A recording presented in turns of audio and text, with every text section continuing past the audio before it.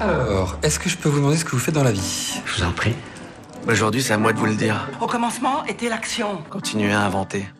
Je sais pas ce qui vous attend, je sais pas ce qui va se passer, mais on peut pas tout piloter. Vivez-le à fond. Je suis Sarah Crosetti et vous écoutez La Bascule. Ici, on s'invite dans l'intimité d'hommes et de femmes au parcours inspirant et singulier. On questionne l'art et la manière dont ils habitent le monde, le remettent en question et le redessinent à leur façon. On discute de ce qui les fait vibrer, des moments clés de leur existence où ils ont basculé vers d'autres horizons que ceux vers lesquels on les avait orientés jusque-là. Écoutez leurs témoignages, écoutez-les redessiner le monde, en espérant que cela vous donne à votre tour l'envie de basculer vers de nouveaux horizons. Et donc ce soir-là, cette copine et moi, on se rend compte que l'une et l'autre, nos copines françaises, nos copines parisiennes, nous demandent de leur ramener des rabbits de Londres. Donc les rabbits, c'est des jouets intimes avec une double vibration. C'est ce qu'on faisait de mieux en termes de sex toys. Et là, je me suis dit, mais en fait, ça veut dire que les Françaises, elles n'ont pas accès à ces produits qui, pour moi, font partie des produits du quotidien qu'une jeune femme doit pouvoir acheter facilement. Avant de commencer l'épisode, juste un petit rappel pour vous dire que l'offre de lancement de notre formation Confiance en soi se termine dans quelques jours. Si vous avez besoin de booster votre confiance en vous, de passer enfin à l'action et de trouver du soutien auprès de femmes bienveillantes dans notre groupe privé, n'attendez plus. Toutes les infos sont dans la description du podcast. Comment oser, comment tout quitter pour lancer un projet entrepreneurial? Comment passer du monde prestigieux des avocats d'affaires de la city londonienne au sextoy? Comment assumer? Comment retourner à une vie d'étudiante à 30 ans passés? Ce sont toutes les questions que j'ai posées à Anne-Charlotte Desruelles, ancienne avocate à Londres et fondatrice de la marque de jouets coquins Soft Paris. Il y a 17 ans, Anne-Charlotte se lance dans l'aventure entrepreneuriale. Elle ne sait pas bien comment payer son loyer chaque mois, mais elle est convaincue que son chemin est le bon. Quelques années et quelques millions de chiffres d'affaires plus tard, Anne-Charlotte revient sur son parcours. Une vraie mine d'or pour tous ceux qui veulent entreprendre, qui doutent et qui ont besoin d'un vrai coup de boost. J'espère que cet épisode vous inspirera autant qu'Anne-Charlotte devant ses jouets coquins et je vous souhaite une belle écoute. Bonjour Anne-Charlotte et bienvenue sur le podcast, je suis ravie de te recevoir. Merci Sarah. Pour les gens qui ne te connaissent peut-être pas encore, est-ce que tu pourrais te présenter en quelques mots ? Bien sûr. Je m'appelle Anne-Charlotte Desruelles, je suis la fondatrice d'une entreprise qui s'appelle Soft Paris. Soft Paris, c'est premièrement une marque de produits coquins, et c'est aussi un réseau de vendeurs et vendeuses indépendants qui font des ventes sur les réseaux sociaux et à domicile. Du coup, Anne-Charlotte, si tu es sur le podcast, c'est que évidemment, tu n'as pas toujours fait ça. Tu as commencé par d'autres pistes, par d'autres voies. Est-ce qu'on peut revenir un peu sur ton parcours avant l'aventure Soft Paris ? Oui, bien sûr. Alors, avant Soft Paris, j'ai commencé par des études de biochimie et immunologie. Ensuite, j'ai fait des études de droit. Donc, j'ai été avocate d'affaires en Angleterre. J'ai aussi les diplômes nécessaires pour être avocate en France. Et j'ai fait le MBA de l'INSEAD, qui a été un peu la transition. Ça a été la transition après être avocate, en fait. Et après l'INSEAD, j'ai été embauchée par un laboratoire pharmaceutique dans lequel je suis restée 6 ou 9 mois. C'est à ce moment-là, en fait, que j'ai basculé vers l'entrepreneuriat. Qui, je pense, ça a été une excellente décision et un moment important, même si en réalité, je pense que j'ai toujours voulu être entrepreneur. J'ai un père qui est médecin, mais qui est ultra entrepreneurial, en fait. Je connais pas de médecin qui ait monté autant de choses dans sa vie. L'intégralité de ma famille, en fait, est indépendant. Et voilà, j'ai jamais, en fait, conceptualisé la vie professionnelle comme étant employée. Donc c'est pour ça que voilà, ça m'a paru assez rapidement, ça m'a paru être une évidence de vouloir monter ma propre boîte. Et entre le moment, du coup, où tu es dans ce labo et où tu as envie de faire de l'entrepreneuriat, qu'est-ce qui se passe? Comment tu as tes premières idées et comment tu décides d'oser vraiment faire le premier pas? Alors, je vais peut-être revenir un tout petit peu encore avant le moment où j'étais dans ce labo. En fait, j'avais envie d'être entrepreneur avant même d'être avocate, mais je me suis dit que avocate, ce serait une bonne école pour le faire. en réalité, avec voilà, de l'expérience et du recul, l'école de commerce était une meilleure manière de me lancer dans l'entrepreneuriat. Donc à l'INSEAD encore, j'avais envie d'être entrepreneur, mais la scolarité était quand même relativement chère. Donc à la fin de l'INSEAD, plutôt que de me lancer dans un projet entrepreneurial ou l'un des projets entrepreneuriaux sur lesquels j'avais pu travailler pendant mes études, j'ai préféré en fait me faire embaucher de façon à pouvoir rembourser mes prêts étudiants tout simplement. Donc c'était plus une considération financière et certainement aussi un peu avoir les pétoches, quoi, parce que c'est vrai que se lancer en tant qu'entrepreneur, c'est un pas à franchir. Et donc, il y a un moment où quand même tu décides d'affronter cette peur ou d'affronter aussi ce frein financier. Et là, tu te dis, tant pis, je saute quand même le pas. Voilà, l'entrepreneuriat m'attirait, cette peur, elle était existante, mais en fait, aussi bien quand j'étais avocate que quand je bossais dans le labo, en fait, je me suis rendu compte que je suis une grosse bosseuse, j'ai une éthique de travail importante, donc quoi qu'il arrive, je travaille. Mais ce gros volume de travail, en fait, premièrement, correspondait pas forcément à mes valeurs, à ce que j'avais envie, voilà, à la différence que je pouvais faire dans le monde. Et puis, globalement, je permettais à d'autres personnes de gagner de l'argent et pas à moi. Même si que je travaille un petit peu ou énormément, que je fasse mon job correctement ou ultra bien, ça faisait une différence au bottom line de quelqu'un d'autre et pas au mien. Donc c'est pour ça aussi que je me suis dit: «Bon, bah, voilà, à un moment donné, faut se lancer».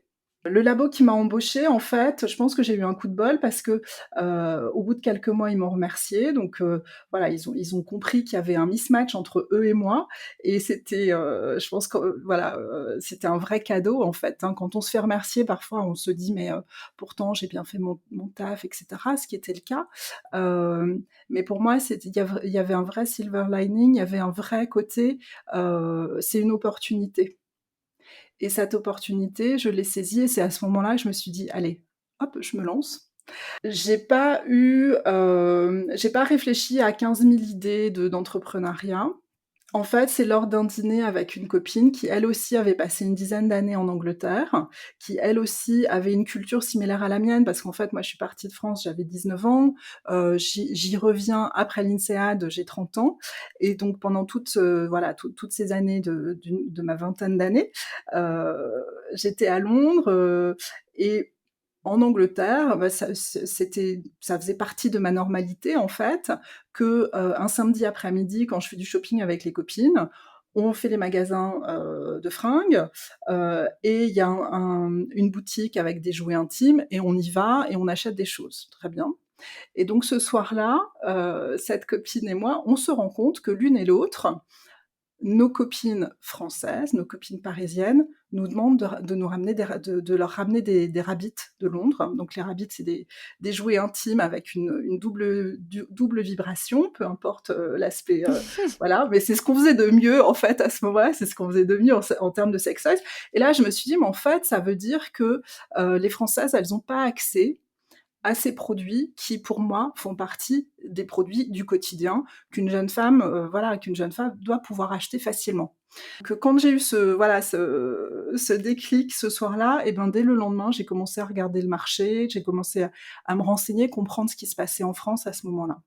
Donc, tu quittes ton boulot et financièrement, comment ça se passe? C'est-à-dire que toi, tu as quelques mois d'avance pour vivre, pour lancer ton projet. Est-ce que tu sais à peu près combien tu as envie d'investir dans ce projet? Alors oui, j'ai quelques mois d'avance, et j'ai mis dans la boîte 7 000 €. J'ai quelques mois d'avance et les assédiques. Donc j'ai calculé que je pouvais survivre pendant 2 ans et demi à peu près. Et donc ça me donnait, du financement de lancement en fait, une rampe de lancement pour ma boîte, en y mettant effectivement que 7 000 € pour commencer. Oui, et quand tu dis survivre, ça fait aussi référence à, quand on préparait le podcast, tu me disais qu'effectivement, ça impliquait aussi, beaucoup de concessions de faire ce choix. Oui, alors effectivement, je pense que, alors je peux parler des concessions que j'ai faites, mais je pense aussi, aux gens qui écoutent ton podcast, hein, si j'ai bien compris, c'est des gens souvent qui se posent la question: «Est-ce que je me lance ou pas?» Mmh mh. Hem, à mon sens, il faut effectivement vraiment regarder tes dépenses et te souvenir, donc les dépenses, quelles sont les dépenses incontournables, quelles sont les dépenses, qui sont sympas mais qui sont pas complètement incontournables.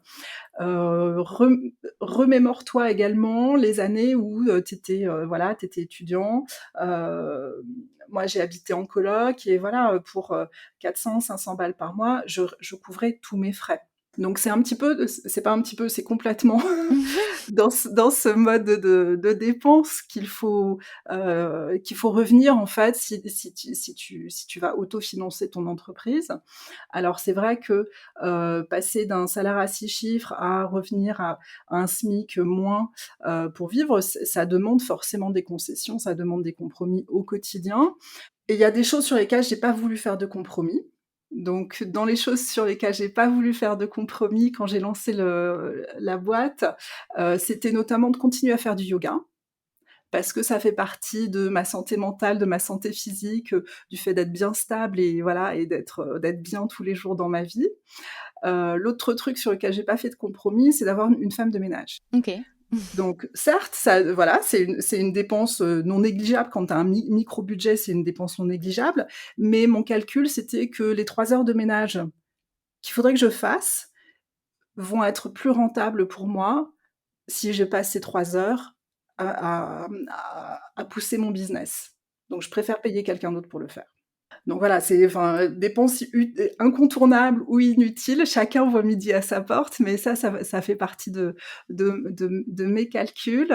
Après dans les compromis, évidemment, hein, les dîners avec les potes, tu enfin en tout cas moi j'ai oublié de façon à me concentrer sur mon business, de façon à bosser. Pas forcément en termes de dépenses, je pense que j'y réfléchissais pas forcément à ce niveau-là. Par contre, quand tu as 30 ans, tu as plein de potes qui se marient. Et et on sait que les week-ends de mariage des potes, ça coûte super cher.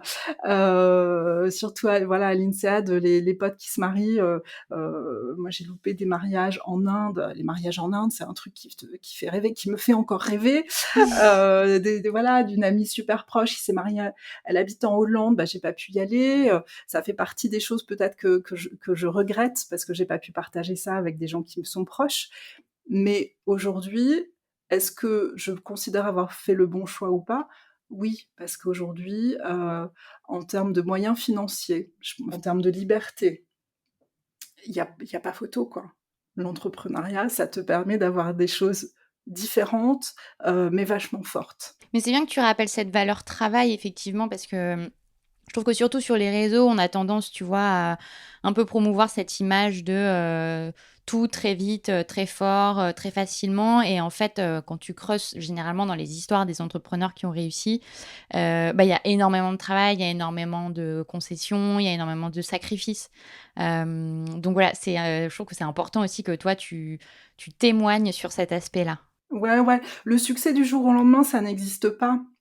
Heu et même si tu vois, le Soft Paris, les premières années, on faisait fois 3 tous les ans, donc ça veut dire qu'au bout de 3-4 ans, la boîte, elle faisait 3 à 6 millions de chiffres. Tu peux te dire: «C'est un succès du jour au lendemain». Non, c'est pas un succès du jour au lendemain. Et parce que là, du coup, tu parles effectivement de la réussite en quelques années, mais si on revient sur les débuts, donc toi, tu fais tes études de marché, et cetera, tu commences tes premières, commandes, aux, fournisseurs, et comment ça se passe, en fait? Comment tu commences? Tu combien de produits? Sur quoi tu te concentres? Comment tu arrives à créer ton plan, tu vois, de développement? Parce que souvent, ce qui est aussi un peu le biais des gens qui commencent, c'est que tu as envie de tout faire. En plus, tu te compares à des gens qui sont déjà 3-4 ans plus que toi. Oui. Et donc du coup, c'est compliqué de se focaliser et de canaliser son énergie et ses moyens. Oui, oui, absolument. Donc, effectivement, au début de la boîte, j'avais un budget de 7 000 €. Dans ce budget de Ce qui est 7 pas 000 énorme, hein. ce qui est pas énorme, Mmh. ce qui est pas énorme. Dans ce budget de 7 000 €, j'avais besoin, truc fondamental, j'avais besoin, de mettre en place un site e-commerce. Donc ça a été l'un des gros budgets. J'avais aussi besoin de produits. Donc j'ai dû acheter du stock. Donc ça en fait, c'est une gestion assez fine, au quotidien. Et les autres dépenses, en fait, faut faire tout seul, quoi. Donc c'est, être couteau suisse, c'est, apprendre tous les jours sur des choses, qui t'intéressent pas forcément, mais qu'il faut faire avancer. C'est aussi, je pense, trouver des manières différentes de faire les choses. Parce qu'une fois que tu as de l'argent, bah, tu peux payer des agences, tu peux payer des consultants, tu peux payer des gens à faire les choses, très bien. Mais si tu as pas les moyens de le faire, la seule manière, c'est de le faire toi-même. Hem Et c'est aussi de réfléchir de manière un peu différente. Par exemple, une boîte de RP aujourd'hui, ça coûte entre, 3 500 et 5 000 balles par mois. Voilà, c'est le budget à peu près, l'enveloppe qu'il faut compter. Et notre première boîte de RP, Et en juste fait une ouais, parenthèse pour ceux qui savent pas, enfin, parce qu'il y a peut-être beaucoup de gens qui savent, mais RP, du coup, c'est les relations publiques, c'est ce qui va faire ta communication. voilà, exactement. OK. C'est eux qui ont un carnet d'adresses de journalistes et voilà. En fait, nous, ce qu'on a fait pour notre première agence de RP, plutôt que de dépenser, ben, clairement sur un budget de 7 000 balles pour l'intégralité de la boîte pour les mois qui viennent, tu peux pas en dépenser 3 500 par mois, c'est juste pas possible. Et du coup, on a trouvé une agence qui était en train de se monter également, donc qui était, voilà, une start-up d'agence de presse. Et on a fait un partage de revenus. Donc pendant une période de démarrage, c'était pas un frais fixe, c'était un frais variable pour moi et du coup, voilà, si ils nous aidaient à faire rentrer du chiffre, et ben, ils étaient rémunérés. Donc c'est des choses comme ça aussi auxquelles je pense il faut réfléchir quand on démarre, réfléchir différemment. C'est pas parce qu'habituellement 99,9 du temps, c'est fait comme ça et ça va te coûter tant, que ça va toujours être le cas. Oui, c'est ça, tu peux penser à des business models ou des façons de ne pas forcément rémunérer, tes prestataires ou les gens qui t'entourent, avec de l'argent, Exactement, ouais et puis réfléchir aussi à, de quoi eux ils ont besoin. Qu'est-ce que moi je peux leur offrir, leur proposer, qui va pas me coûter grand chose, mais qui va leur être utile à eux. mmh. Et comme ça, c'est un échange de bons procédés, c'est un échange de visibilité, des choses comme ça. Oups! Voilà, et ça marche toujours et d'ailleurs, s'il y a des gens qui t'écoutent, qui ont envie de faire un échange de visibilité avec Soft Paris, je suis prête à l'entendre. Et j'allais dire, est-ce que du coup sur tout ton parcours, parce que maintenant ça fait une quinzaine d'années, donc après peut-être que les débuts sont quand même un peu loin, mais est-ce que tu te rappelles de moments peut-être où tu as eu des bas, tu as eu peut-être des envies, de baisser les bras, ou tu as enchaîné, plusieurs galères? Écoute, franchement, peut-être que ma mémoire les a effacés, mais c'est pas impossible. Mais j'ai pas eu de souvenir d'avoir envie de baisser les bras. Non. J'ai des souvenirs, de moments charnières, moments où je vois que la roue elle est en train de tourner, un moment où je me suis rendu compte que voilà, la personne responsable c'est moi, des choses comme ça, mais non, des envies de baisser les bras, j'en ai pas eu. Je pense que j'avais en tête, exactement ce que je souhaitais mettre en place. Suffisamment rapidement, il y avait des signes positifs et c'est ça aussi dont il faut se nourrir, je pense, hein, à cette question, j'ai mes émotions qui montent et qui descendent, ma motivation qui monte et qui descend. Et bien si c'est ton cas, peut-être, en tout cas je te le souhaite, qu'une fois par jour au moins, tu aies une bonne nouvelle. Cette bonne nouvelle et ben, tu te fais un post-it, tu l'écris et comme ça, tu le mets sur ton mur et tous les jours, tu as un nouveau post-it à y ajouter et c'est une petite victoire. Et c'est la somme des petites victoires qui va t'aider, je pense, à continuer et à garder ton objectif en tête. Mais c'est marrant que tu dis ça parce qu'on a une formation confiance en soi et dedans, on donne l'exemple carnet des petites victoires. Ah mais c'est exact. Donc ouais, c'est assez drôle que tu en parles Et aujourd'hui encore, moi j'en vois tous les jours où dès que j'ai une petite victoire, j'envoie un message à toute l'équipe avec ma victoire de la journée. Et elle peut être rikiki, hein, elle peut être rikiki, peu importe. mais par exemple, c'est quoi ta dernière victoire, des jours précédents? ta dernière petite victoire? L'une de mes dernières victoires, c'est, une personne qui est dans la vente directe pour une autre marque qui commence à suivre mon podcast. Donc voilà, c'est une petite victoire, mais pour moi, ça veut dire que c'est un podcast que j'ai lancé il y a moins de 2 mois et qui commence à avoir de la visibilité, pour les gens qui sont, voilà, qui sont dans ce domaine-là. Oui, parce que, bah, tu en parles du coup, on peut en parler maintenant, mais ton podcast effectivement, il est sur les coulisses, de ton entreprise. Oui, exactement. Ouais, ouais, c'est, coulisses d'une boîte de sextoys. Donc, c'est un podcast qui parle de différentes choses, de vente directe, de sexualité, d'entrepreneuriat et puis aussi justement de mindset, de comment tu fais pour garder ton objectif bien en tête et cetera. Ouais, Et donc, un petit aparté, mais il est disponible sur toutes les plateformes d'écoute, absolument toutes les plateformes d'écoute et aussi podcast.softparis.com. et tu parlais du mindset du coup, enfin, j'ai l'impression que c'est quand même un truc qui est récurrent dans ton discours. Est-ce que, toi, il y a des espèces de bonnes habitudes que tu mets en place, dans ton quotidien? Par exemple, te fixer des objectifs, tu parlais des petites victoires, tu vois? Est-ce qu'il y a d'autres choses, que tu mets en place pour travailler ta vision, tu vois? Pour garder cet état d'esprit, positif, dynamique? Oui, je pense alors, garder cet état d'esprit positif, dynamique, des choses de base, qui sont bien dormir, manger sainement. Non, mais enfin, ça Mmh paraît tout mh. bête, hein, mais c'est fondamental, c'est fondamental. Bien dormir, manger sainement, faire du sport, faire de la méditation, c'est des choses de base. Moi, j'ai la chance d'avoir des croyances, ultra fortes. Déjà, je suis une optimiste indécrottable, donc ça déjà, voilà. Mais si tu ne l'es pas, je te propose d'y réfléchir en tant qu'entrepreneur, ça peut t'aider. J'ai des croyances qui sont, par exemple, il y a pas de problème, il y a que des solutions. On n'est jamais à l'abri d'un coup de chance, donc essaye. Voilà, des croyances comme ça qui, je pense, qui sont des vrais piliers dans ma vie, en fait, qui m'aident à continuer. Et à jamais baisser les bras.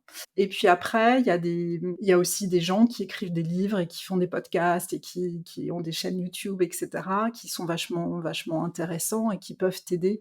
Donc ça peut faire partie, de routines quotidiennes ou même si ça en fait pas partie, c'est important de savoir où trouver ce genre d'informations pour le jour où tu as envie un peu de baisser les bras. Mmh. Et par exemple, tu as des gens, en particulier que tu aimes suivre, ou que tu aimes écouter? Oui, alors il y a notamment, Mel Robbins, que Ah je oui, je trouve, l'aime trop. ouais, Mmh ouais, mh. elle est trop bien. Il y a aussi, bon, Tony Robbins qui est un peu dans un genre Il est différent, plus agressif. Ouais. plus agressif, voilà, plus dans le en tout cas pour moi, c'est plus dans le fait de faire monter de l'énergie en toi, mais c'est fondamental aussi, hein, enfin pour moi, si tu pas la pêche, il y a 2 choses à faire: dormir ou mettre tes baskets, voire même les 2. Mettre tes baskets, aller courir, aller dans la forêt et cetera pour t'aider à te ressourcer, quoi. Ouais, t'aérer. C'est vrai que ça marche, te mettre en mouvement, ça marche vraiment. Ça Oui, marche vraiment. oui, oui, oui. Et il y a un sujet que je voulais aborder aussi avec toi parce qu'il est récurrent, souvent dans les gens qui s'adressent à nous. C'est, le poids de l'entourage, du regard des autres. La plupart du temps, on a vraiment des questions sur, bah, je suis pas soutenue, voire, je suis critiquée ou, tu vois? C'est même pas on me soutient pas, c'est on me met des bâtons dans les roues. Est-ce que tu as des conseils aussi là-dessus pour savoir bien s'entourer, pour savoir gérer le regard des autres? Alors, il y a pas mal d'aspects là-dessus. Le 1er point, c'est, pose-toi la question de qui paye tes factures? Si c'est les gens qui sont en train de te critiquer, très bien, OK.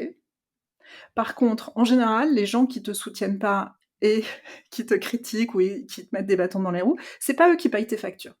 Donc si c'est pas eux, et ben, tu peux complètement ignorer leur opinion et tu peux aussi les éviter. S'entourer des bonnes personnes, avoir autour de soi, à minima des gens neutres. Je dis même pas des gens qui te soutiennent ou qui, voilà, qui font cheerleader autour de toi, à minima des gens qui sont neutres et qui vont pas venir essayer de te casser du sucre sur le dos. C'est le truc de base. Et justement, si tu ne bénéficies pas autour de toi de gens qui ont cet état d'esprit, positif, qui va vers l'avant, qui fait des choses différentes, qui sort de leur zone de confort, eh bien, entoure-toi de ces motivational speakers, Heu, Parce que si tu passes 1 heure par jour à les écouter, c'est comme s'il y avait 1 heure par jour quelqu'un à côté de toi qui te soutient, en fait. Donc cet entourage, peut-être que c'est pas tes amis, c'est peut-être pas ta famille, mais tu peux l'obtenir d'ailleurs quand même. Oui, oui, ça, je suis d'accord que c'est hyper important parce qu'on dit souvent que, en gros, tu es les 5 personnes qui t'entourent, mais en fait, comme je trouve que ce qui est vrai, c'est que les 5 personnes, ça peut être aussi ce que tu dis, 1 heure par jour, quelqu'un que tu ne connais pas directement, mais que tu écoutes pourtant quotidiennement et ça fait quand même partie de Exactement, ton ouais, entourage. c'est quelqu'un qui va faire partie de tes 5 personnes, Mmh. de voilà, de tes 5 personnes d'entourage. L'autre truc aussi, je pense pour les entrepreneurs et particulièrement si tu as l'impression de pas être entouré, pour moi, il y a 3 catégories d'entrepreneurs. Il y a ceux qui en parlent beaucoup, ceux qui réfléchissent beaucoup et ceux qui font. Et les seuls vrais entrepreneurs et les seuls qui réussissent vraiment, c'est ceux qui font. Donc arrête d'en parler, arrête complètement d'en parler, peu importe. Fais, et pour les gens de ton entourage, tu vas peut-être juste disparaître un peu, être moins présent, refuser parce que tu as pas le temps, mais tu refuses parce que tu as pas le temps. Quand tu dis non à quelque chose, tu dis oui à autre chose. Donc tu dis non au dîner, tu dis non à aller prendre un café, tu dis non à passer 1 heure au téléphone avec quelqu'un qui est déprimé, mais ça veut dire qu'en vrai, tu dis oui à ton projet à toi, tu dis oui à l'avenir que tu souhaites te construire. Donc arrête d'en parler, arrête d'y réfléchir aussi, passe à l'action. Ouais, ça, c'est hyper intéressant. Mais du coup, ça soulève un autre problème qui est, bah, le risque d'échec, qui est aussi, la deuxième chose hyper, récurrente, dont ont Alors peur les gens. ouais, moi je veux bien qu'on discute du risque d'échec, mais avant ça, je pense que les gens qui passent pas à l'action souvent, c'est parce qu'ils pensent qu'ils ont besoin d'être experts.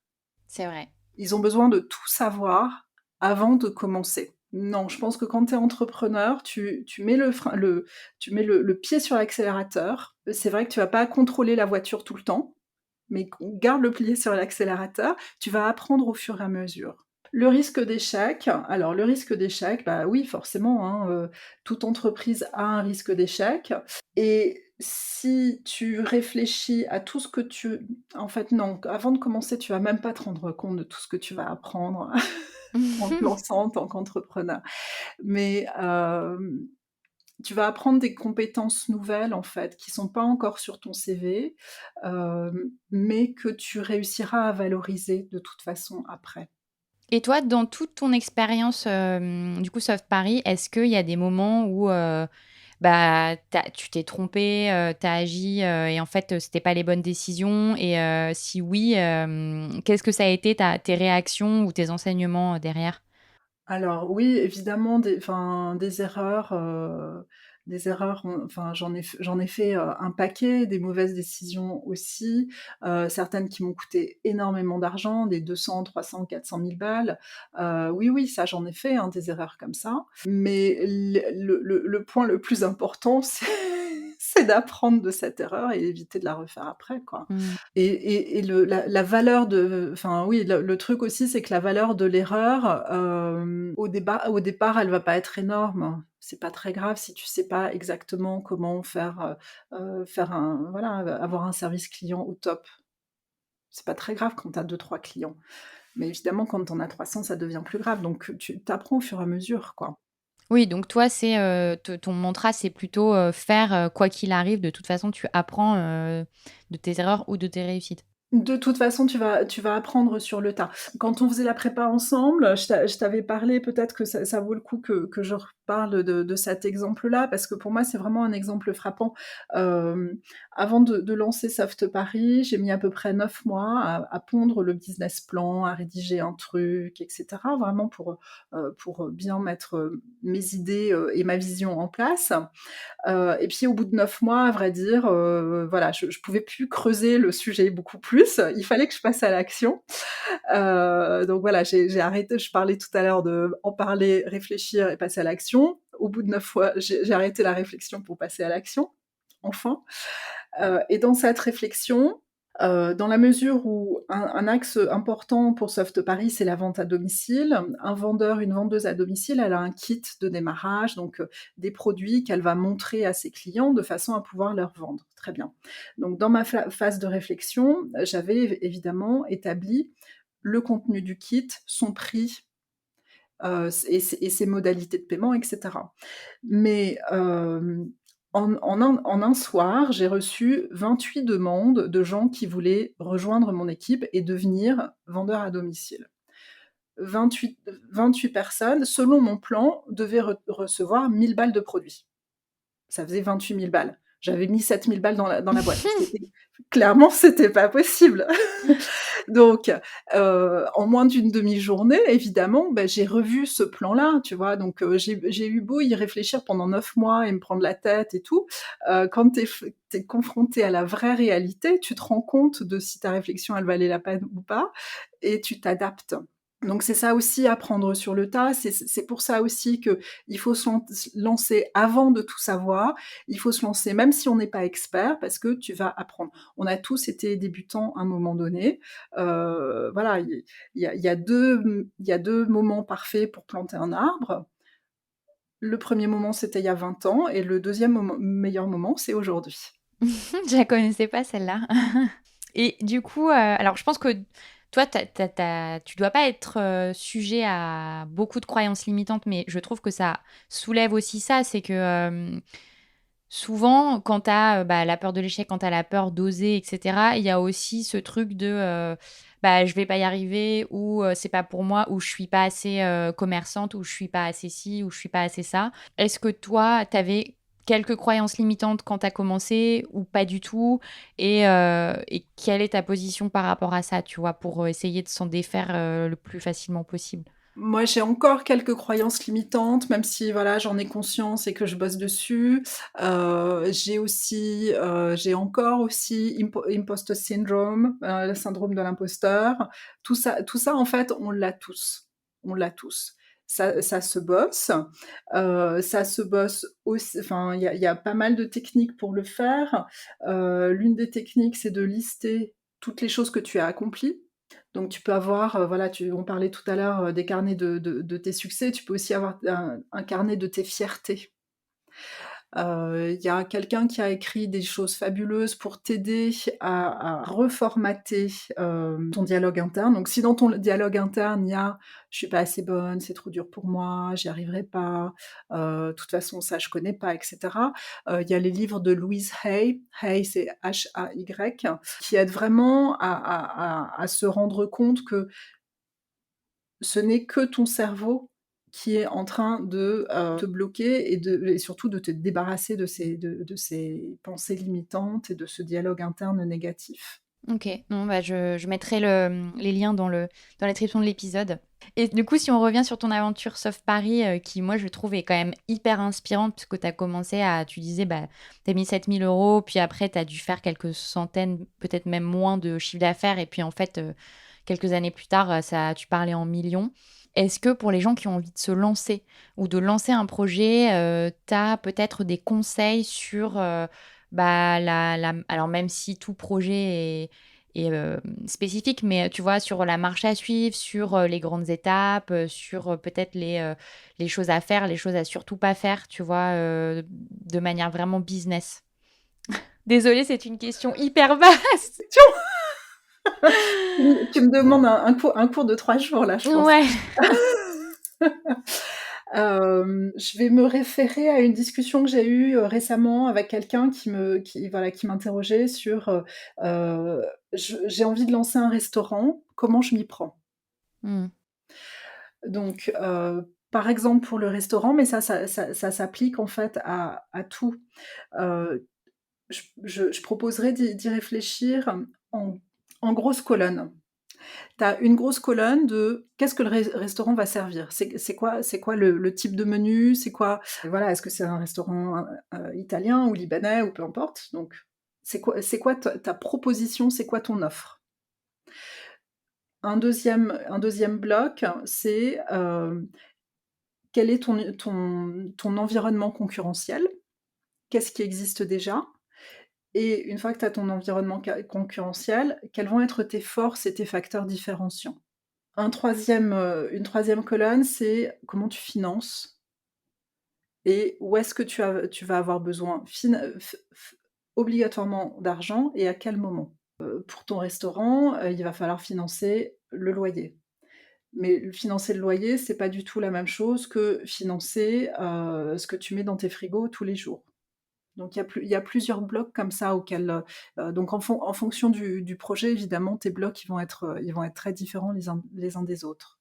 OK, non, non, c'est plutôt clair et après ça rejoint ce que tu disais avant, c'est qu'effectivement une fois que tu as bien posé, toutes les choses, que tu as analysées et cetera, c'est qu'à un moment, il faut se lancer, quoi. À un moment, il faut se lancer, exactement. Et quand tu te lances, bah, enfin, voilà, à un moment donné, forcément, faut faire pareil. Faut faire pareil, faut le faire toi-même.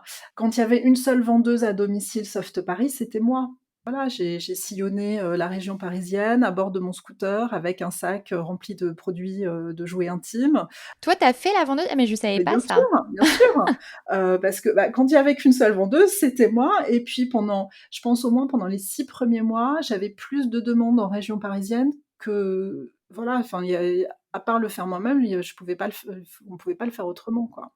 OK, donc tu prenais tes produits et après tu allais, faire tes réunions, OK. Oui, oui, oui. Mais ça, c'est hyper important aussi, je pense, dans ton process, c'est qu'après, tu connais vraiment sur le bout des doigts tous les aspects de ton entreprise et Exactement. ouais. Donc ça te permet, bah, d'avoir une connaissance, à l'intérieur du truc et les émissions où, le patron et l'employé, échangent de place, en fait, c'est vachement important parce que quand tu prends et moi ça m'arrive de faire, quelques heures de service client, par exemple, et ça m'aide, hem, à réfléchir au process. Mmh. De façon à gagner en efficacité, de façon à ce que le message il soit formulé de la même manière et cetera. Donc, une vraie connaissance de l'intégralité, des métiers au sein de ton business, c'est important de l'avoir. Donc ouais et pour commencer, de toute façon, tu vas tout faire tout seul. Tu Ouais. vas tout faire toi-même, a priori.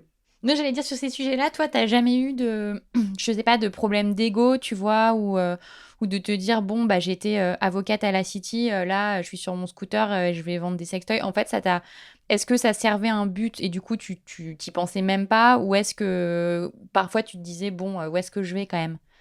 Non, parce qu'en fait, je l'ai toujours fait avec une certaine vision de là où je voulais aller. Et voilà, il faut passer par certaines étapes et si tu les fais pas, le projet, il avance pas. Donc non, j'ai pas eu de souci d'ego par rapport à ça. Non, le truc d'ego en fait, j'étais très surprise, la 1re fois où, des gens de l'équipe, donc des vendeurs avec qui on travaille des vendeuses avec qui on travaille, la 1re fois qu'elles ont voulu me prendre en photo avec elles, tu vois? En mode selfie ensemble. Je me dis: «Mais pourquoi?» Bon et voilà, c'est à ce moment-là, je me suis dit: «Bon, bah, c'est un peu bizarre, mais voilà, c'est comme ça». Donc je pense que ce qui est important aussi, c'est au fur et à mesure, bah, de rester toi-même, de pas devenir quelqu'un d'autre juste parce que tu as une boîte qui marche bien à ce moment-là ou juste parce que, tu payes le salaire de quelqu'un, quoi. Tu restes la même personne. En tout cas, j'essaye de rester de rester, la même personne et la plus humaine possible et la plus, approachable. La plus comment on dit en français? Approachable, c'est Accessible, ouais. accessible, ouais, je Ouais. pense que c'est ça le bon mot, ouais. Il y a beaucoup d'anglicismes, mais pour le coup, tu es pardonnée puisque tu vis à Londres depuis Oui, énormément d'années. j'habite à Londres depuis, bah, un bon moment donc oui, pardon pour les anglicismes. Et une question aussi que j'avais envie de te poser, c'était sur, alors tu en as parlé brièvement au début de l'épisode, mais c'était sur le sens, vraiment, profond de pourquoi tu voulais faire ça. Parce que je sais que souvent, on peut vouloir faire de l'entrepreneuriat pour les mauvaises raisons qui sont, gagner de l'argent ou, bah, être libre, par exemple. C'est des espèces de fausses idées qui reviennent souvent. Toi, quand tu as commencé Soft Paris, est-ce que tu savais exactement pourquoi tu le faisais? Alors très clairement, pour moi, c'était une question de liberté aussi.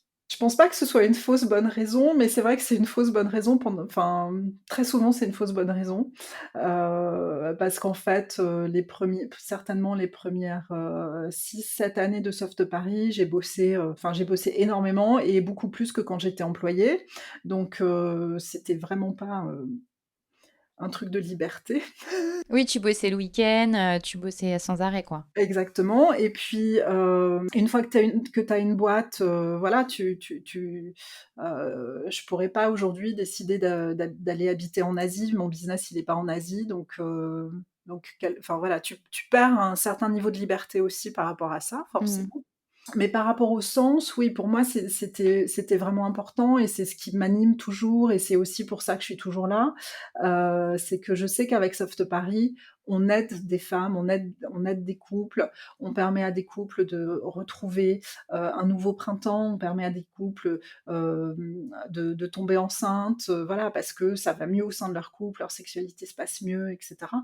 Et donc il y a ça pour les clients et au sein des ambassadrices, des conseillères, on a tellement d'histoires magnifiques et voilà, des gens que je rencontre une première fois et quand je les revois 2 ans, 3 ans plus tard, et toujours dans l'équipe et qui ont gagné en confiance en elles, qui ont appris de nouvelles compétences, voilà, il y a des vraies transformations de vie, en fait et ça, c'est super. Oui, parce que là, tu en as pas parlé, mais vous êtes combien? Il y a combien de vendeurs, chez Soft Paris?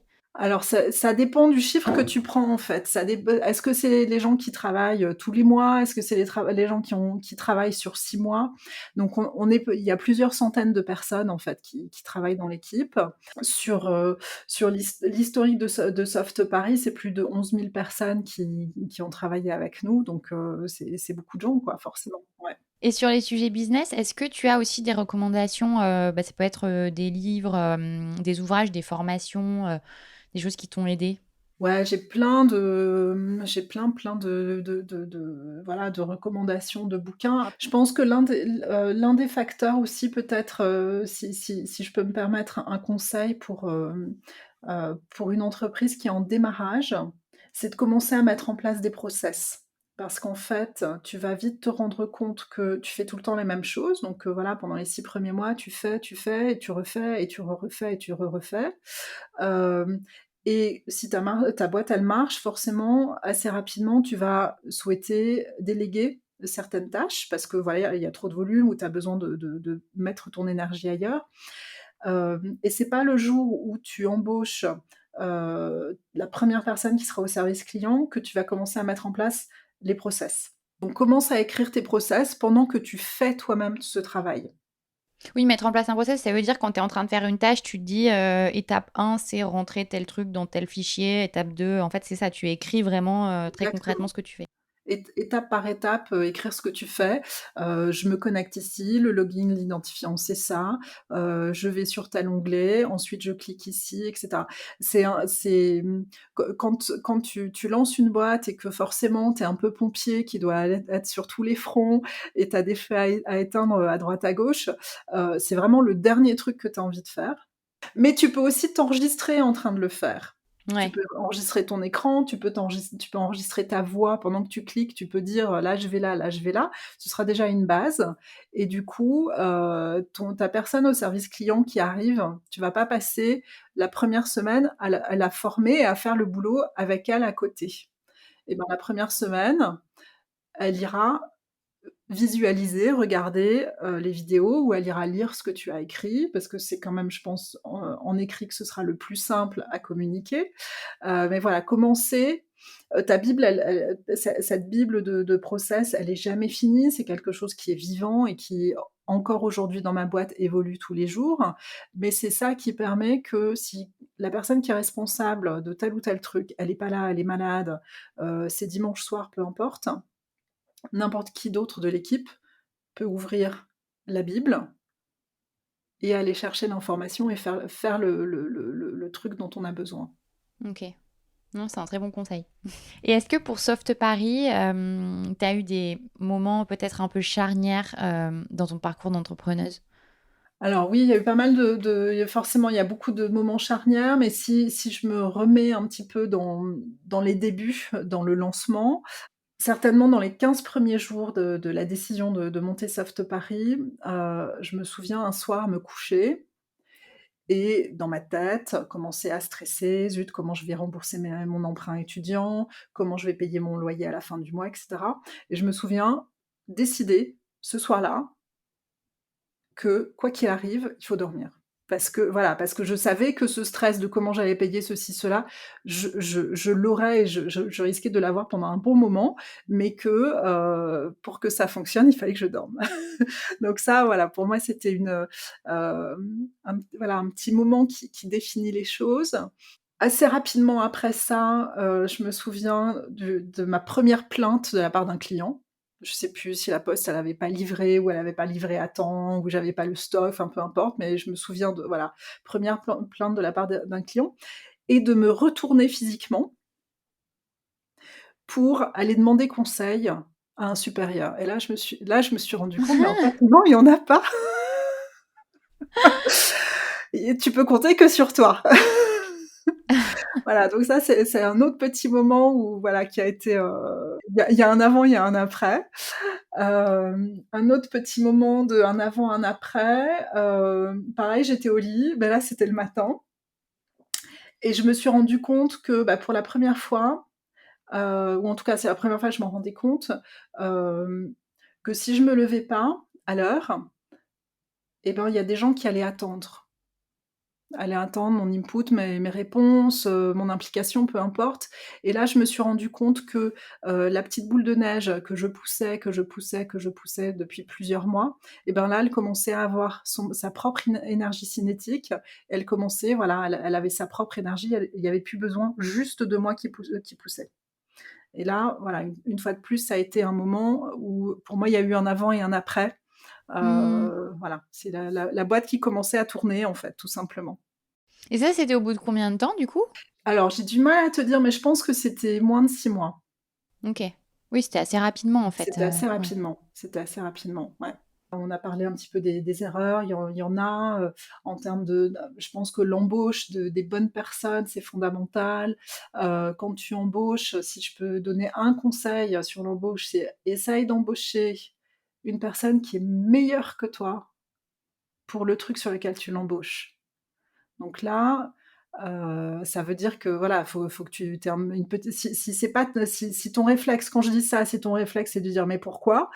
Il faut que tu mettes ton ego de côté. Mais oui, voilà, tu es en train d'embaucher quelqu'un qui pour faire un job spécifique. C'est normal que tu sois pas bon dans tout et tu ne peux pas être bon dans tout. Le job d'un entrepreneur, d'un chef d'entreprise, c'est d'avoir des compétences, correctes dans plein de domaines différents. Donc la personne que tu veux embaucher pour faire un job spécifique, tu veux pas qu'elle ait des compétences correctes, tu veux que ce soit la meilleure du marché. Donc voilà, voilà, oui, le jour où tu embauches, essaye d'embaucher une personne qui est bien meilleure que toi dans le domaine sur lequel tu veux qu'elle bosse. Ouais, c'est contre-intuitif, mais effectivement, je l'ai déjà entendu plusieurs fois, Oui, oui et c'est vrai. et du coup, on arrive à la fin de cet entretien. J'ai une question rituelle pour toi qui est: quel est ton conseil principal pour les gens qui ont envie de basculer? Pour les gens qui ont envie de basculer, d'arrêter d'y réfléchir, de passer à l'action, de commencer à passer à l'action, même si ça veut dire que tu gardes ton job du quotidien et que tu bosses le soir, que tu bosses le week-end. Tu peux, t'organiser, voilà, à bosser 3-4 soirs par semaine. Ça veut certainement commencer à vouloir dire faire des concessions, certes, mais tu peux t'organiser pour commencer à mettre les choses en avant et fonce parce que si tu le fais pas, tu regretteras toujours d'être resté dans le groupe des entrepreneurs qui en parlent, mais qui ne font jamais. Mmh. Donc vas-y, fonce. Mais ça, c'est un super conseil parce que souvent, les gens pensent que tu es obligé de te mettre à risque tout de suite pour, lancer ton projet. Mais en fait, tu peux, comme tu le dis, faire une espèce de superposition, commencer en même temps que tu es encore dans ton job ou, Oui, oui.